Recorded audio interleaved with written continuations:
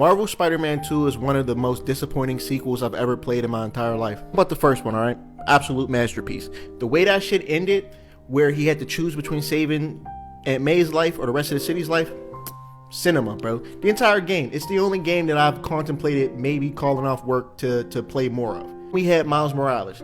Miles Morales was cool, bro. I felt like it was a nice extension. We got to see Miles get his spider powers in the first one, so he gets his own little spin-off game.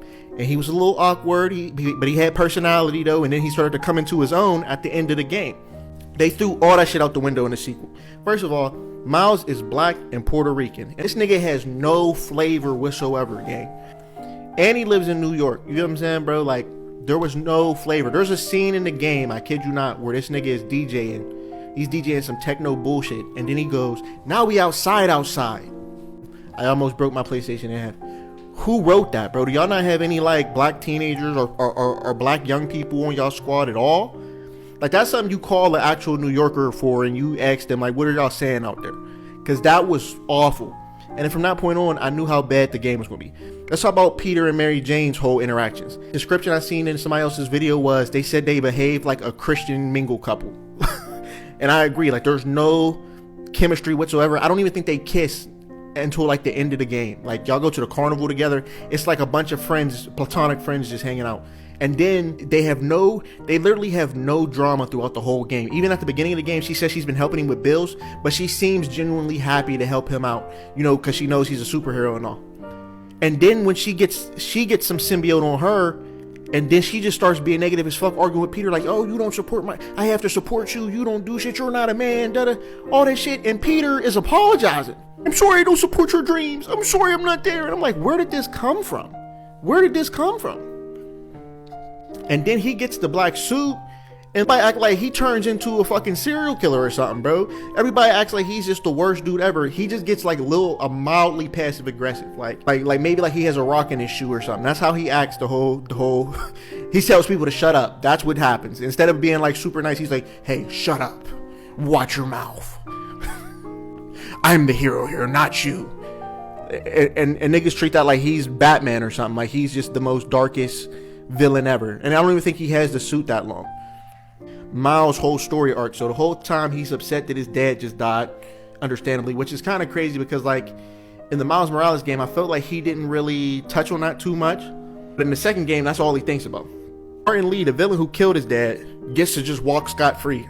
Now he helps they act like him helping the heroes is enough for him to be able to completely leave after he's murdered tons of people and killed one of our main protagonists' dad.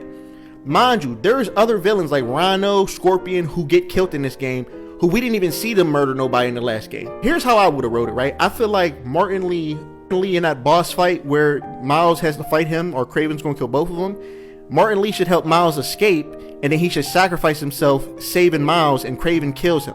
That to me would have made the most sense and have the best impact and make me actually feel for Martin Lee, like, okay, now he's returned his dad. Kraven was trash. Kraven has never been a good main villain, bro. There's no Spider-Man game or Spider-Man media that I know of that would make Kraven the main villain outside of a TV episode, bro, because it just doesn't work. He has this league of hunters with him, and he's dying of some sort of disease, and his logic is, I want to die to the best. I'm going to find the best opponent who can kill me in battle. So that completely takes away all motive, because at some point you get to play as Venom, which is fire. The dude who played Candyman, he voices him. R.I.P. He's a legend. And you kill Kraven, but he wanted to die. So what was the purpose? Like, I don't feel satisfied in this. And then the most disrespectful part, right? After the first game ended with actual stakes where Peter had to choose between saving the city and his aunt, everybody's just alive at the end. Harry survives at the end, but his dad acts like Spider-Man killed him, even though he's perfectly fine. He's just a little injured, and he didn't have a choice because he turned into Venom and tried to take over the world. And Miles gets this forced interaction with Venom because Miles really doesn't have shit else to do in the game except be mad that his dad died and then forgive Martin Lee.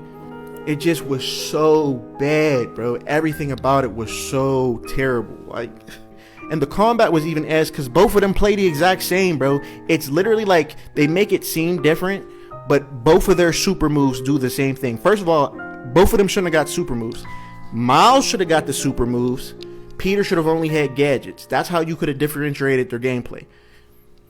Just simple shit, bro. Like, this game was off with a black cat mission. The black cat mission was literally you following around the city.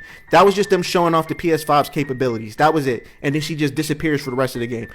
Oh, and I almost forgot, bro. That one side mission where you got to help the two dudes go to prom. Now, see, I'm not mad at that for the same reason everybody else is mad about it. I'm mad about it because these motherfuckers are using the Spider-Man app that's supposed to be used to report crimes and get help for you to help them with their fucking prom. Like, we got real spider shit going on. We got symbiotes taking over the world and shit, and you're talking about, oh, Spider-Man, can you come help me with my prom poster?